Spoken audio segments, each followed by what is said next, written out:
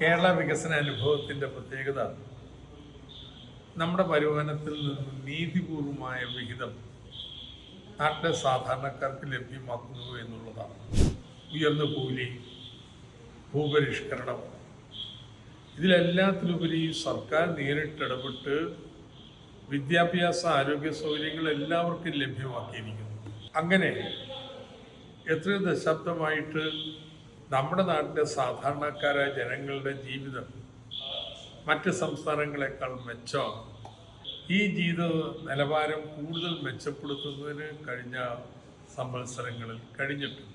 പക്ഷേ പുതുമയേറിയ കാര്യം എന്താണെന്ന് ചോദിച്ചാൽ, ഈ കേരള വികസനത്തിൻ്റെ ഭാഗമായിട്ട് നമ്മുടെ നാട്ടിലെ വളരെ ശക്തമായിട്ടുള്ളൊരു ഇടത്തരം വിഭാഗം ഉയർന്നു വന്നിട്ടുണ്ട്. അവരുടെ പ്രതീക്ഷകൾ വളരെ ഉയർന്നതാണ്.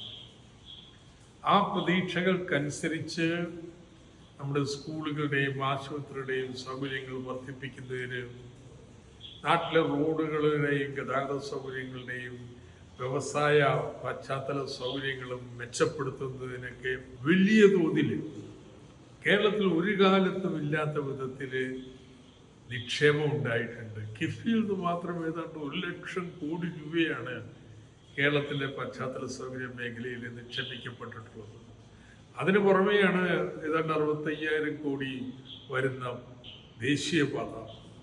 അതിനൊക്കെ പുറമെയാണ് നമ്മുടെ വിഴിഞ്ഞം ഹാർബർ പോലുള്ള വലിയ പശ്ചാത്തല സൗകര്യ വികസനങ്ങൾ. കേരളത്തിലെ തൊഴിലില്ലായ്മ കുറഞ്ഞു വരികയാണ്. സർക്കാരിൻ്റെ കണക്കുകൾ തന്നെ, കേന്ദ്ര സർക്കാരിൻ്റെ കണക്കുകൾ തന്നെ ഇതിന് സാക്ഷ്യം വഹിക്കുന്നുണ്ട്. അപ്പോൾ ഇത്തരത്തിൽ കേരളത്തിലെ വളരെ അടിസ്ഥാനപരമായിട്ടുള്ള ചലനങ്ങൾ, ഒരു വശത്ത് ക്ഷേമം വർദ്ധിക്കുമ്പോൾ തന്നെ നാളത്തെ കേരളത്തിന് വേണ്ട പശ്ചാത്തല സൗകര്യങ്ങൾ, നാളത്തെ കേരളത്തിൽ ജീവിക്കാൻ പോകുന്ന യുവാക്കൾക്ക് വേണ്ട തൊഴിലവസരങ്ങൾ, അതിനുവേണ്ടിയുള്ള നൈപുണ്യം, ഇതിനൊക്കെയായിട്ട് വലിയ ഇടപെടലുകൾ നടന്നുകൊണ്ടിരിക്കുകയാണ്. ഇതിൻ്റെ അനുഭവങ്ങൾ ഏത് മണ്ഡലം എടുത്താലും നമുക്ക് തിരിച്ച് അറിയാൻ പറ്റും. അങ്ങനെ ഈ പരമ്പരയിൽ നമ്മുടെ ഓരോ മണ്ഡലങ്ങളിലും എന്താ നടന്നത്, അതിൻ്റെ നേട്ടങ്ങളെന്ത്, പരിമിതികളെന്ത് എന്നൊക്കെ ചർച്ച ചെയ്യുന്നതിന് ഒരു പരമ്പര ആരംഭിക്കുന്നു എന്നുള്ളത് കേൾക്കുന്നതിൽ വളരെ സന്തോഷമുണ്ട്.